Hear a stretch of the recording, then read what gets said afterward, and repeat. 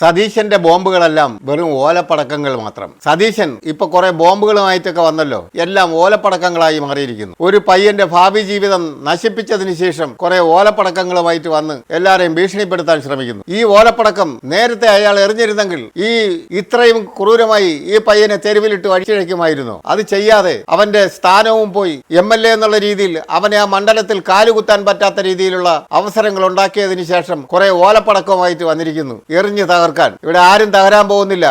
നിങ്ങളുടെ ഭാവിയെ തന്നെയാണ് തകർത്തത്. നിങ്ങൾക്ക് അടുത്ത് വരുന്ന ഇലക്ഷനിൽ മുഖ്യമന്ത്രിയാവാം എന്നുള്ള മോഹം ഒരു കാരണവശാലും നടക്കില്ല. രാഹുൽ രാജിവെക്കേണ്ട ആവശ്യവുമില്ല. എത്രയെത്ര MLA-മാരാണ് സ്ത്രീപീഡന കേസുകളുമായിട്ട് ബന്ധപ്പെട്ട് നിലവിലുള്ളത്. പിന്നെന്തിന് രാഹുൽ മാത്രം രാജിവെക്കണം? കുറെ പടക്കങ്ങളൊന്നും കേരളത്തിൽ ഇനി വിലപ്പോകാൻ പോകുന്നില്ല. നിങ്ങളെ എല്ലാവർക്കും മനസ്സിലായി. നിങ്ങൾ രണ്ട് നേതാക്കളുടെ പ്രശ്നമാണ്, നിങ്ങൾ രണ്ട് കസേരകളിക്കാർ കാരണമാണ് ഈ പയ്യന് ഇത്രയും ക്രൂരമായി റോഡിൽ വലിച്ചഴിക്കപ്പെട്ടത്. രാഹുൽ ഒരു കാരണവശാലും രാജിവെക്കരുത്. ഒരു സിനിമയിൽ ജഗതി ശ്രീകുമാറും നെടുമുടി വേണുവും കൂടി കൂടപത്രം തെളിയിക്കാൻ വേണ്ടി നെടുമുടി വേണു തേങ്ങ എറിയുന്ന രംഗമാണ് എന്റെ മനസ്സിൽ ഓർമ്മ വരുന്നത്. ഇപ്പൊ പൊട്ടിക്കും.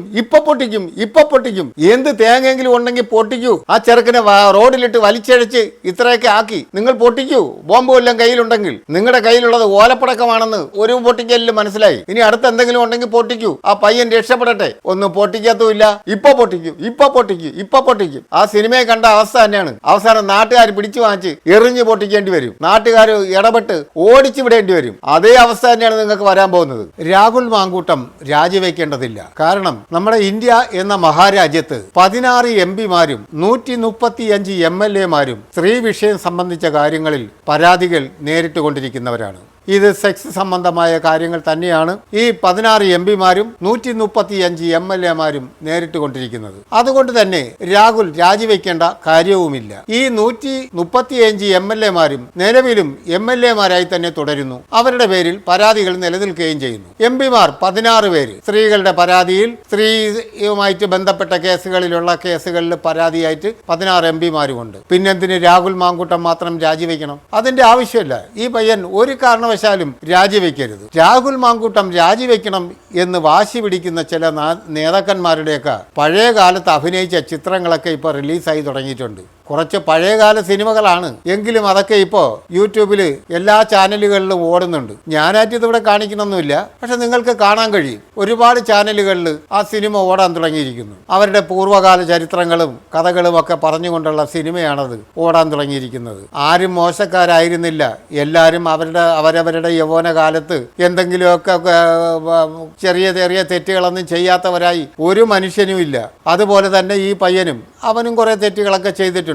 ആ തെറ്റ് ചെയ്തതിന് അതിന് അർഹതപ്പെട്ട ഒരു ശിക്ഷ അവന് കൊടുക്കുക. അല്ലെങ്കിൽ ഏതെങ്കിലും പെൺകുട്ടികളെ നേരിട്ട് വന്ന് എന്നെ ഇങ്ങനെയൊക്കെ ചെയ്തെന്ന് പറഞ്ഞ് പോലീസ് സ്റ്റേഷനിലോ കോടതിയിലോ ഒക്കെ പോയി പരാതിപ്പെട്ട് കേസും വഴക്കും ഒക്കെ ആവുമ്പോൾ അവനെ ശിക്ഷിക്കുക. അവൻ തെറ്റ് ചെയ്തിട്ടുണ്ടെങ്കിൽ ശിക്ഷിക്കണം. ഒരു അവന്തിക എന്ന് പറഞ്ഞൊരു പെൺകുട്ടി വന്നല്ലോ. ആ പെൺകുട്ടിയെ കുറിച്ച് അവരുടെ കൂട്ടുകാരൊക്കെ വന്ന് പറയുന്നത് കേട്ടില്ലേ? ഞാൻ പറയുന്നതല്ലേ ഇതൊന്നും, നമ്മൾ ചാനലുകളിൽ കാണുന്നതാണ്.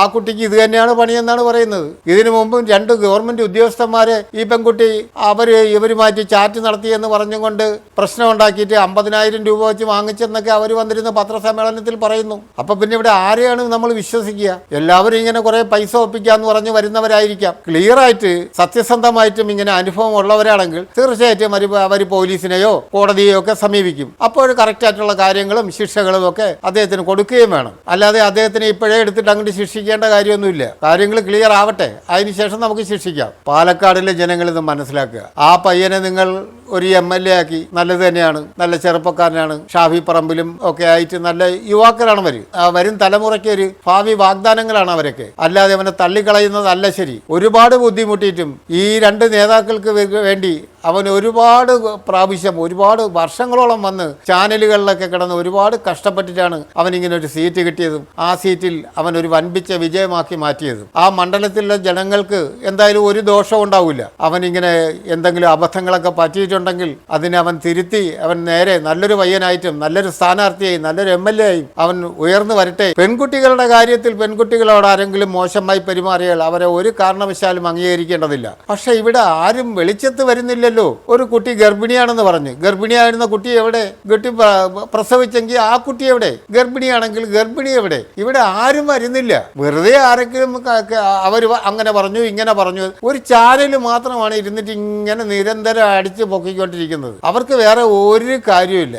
ആകെ രാഹുലിന്റെ ഗർഭവും രാഹുലുണ്ടാക്കിയ ഗർഭകഥകൾ മാത്രമേ ഉള്ളൂ. എന്തോന്നാണിത്? അവനെ ഇങ്ങനെയൊന്നും ക്രൂശിക്കാൻ പാടില്ല. അത്രയ്ക്കും വലിയ തെറ്റുകളൊന്നും അവൻ ചെയ്തിട്ടില്ലല്ലോ. ഒരാളെ ഇതിപ്പോ ഗോവിന്ദച്ചാമിയെ ശിക്ഷിക്കുന്നതിനേക്കാൾ കഷ്ടപ്പാടിലാണ് അവനെ ഇട്ട് ശിക്ഷിക്കുന്നത്. എത്ര നേതാക്കളാണ് നിൽക്കുന്നത്? അവനെ ഇപ്പൊ ഒതുക്കിയേ പറ്റുള്ളൂ, അവനെ ഇപ്പൊ രാജിവെപ്പിച്ചേ പറ്റുള്ളൂ. 135 MLA-മാരാണ് പെണ്ണുമായി ബന്ധപ്പെട്ട കേസുകളിൽ കുടുങ്ങി ഇന്ത്യയിൽ ഉടനീളം MLA-മാരായി ഇപ്പോഴും സ്ഥാനങ്ങളിൽ ഇരിക്കുന്നവർ. 16 MP-മാരാണ് ഇതേപോലെ സ്ത്രീ വിഷയങ്ങളുമായിട്ട് ബന്ധപ്പെട്ട കേസുകളിൽപ്പെട്ട് അവരിപ്പോഴും MP-മാരായി തുടങ്ങുന്നവർ. അവർക്ക് ആർക്കുമില്ലാത്ത ഒരു പ്രശ്നം എന്തിനാണ് ഈ പയ്യന് മാത്രം? അതാണ് എനിക്ക് ചോദിക്കാനുള്ളത്. എനിക്ക് മനസ്സിലാവാത്തതും അതാണ്. ഈ പയ്യനോട് മാത്രം എന്താണ് ഇത്ര ക്രൂരമായ പെരുമാറ്റം? കേരളത്തിൽ 2 മുതിർന്ന നേതാക്കൾ തമ്മിലുള്ള ഒരു വടംവലിയാണിത്. ആ നേതാക്കളുടെ പടങ്ങളെല്ലാം റിലീസായി തുടങ്ങിയിട്ടുണ്ട്. ഇതൊന്നും നമ്മളാരും കൊണ്ടുവരുന്നതല്ല. പണ്ടൊക്കെ ഇവരൊക്കെ അഭിനയിച്ച പടങ്ങൾ തന്നെയാണ് ഇതൊക്കെ. അതുപോലെ ഇനി പല നേതാക്കളുടെയും ചിത്രങ്ങൾ, പഴയ ചിത്രങ്ങളൊക്കെ പൊങ്ങി വരും. അതൊക്കെ നമുക്ക് കാണാം. നമുക്ക് കാണുന്നത് മാത്രമേ നമ്മൾ പറയുന്നുള്ളൂ. നമുക്ക് ഒരു രാഷ്ട്രീയവും ഇല്ല.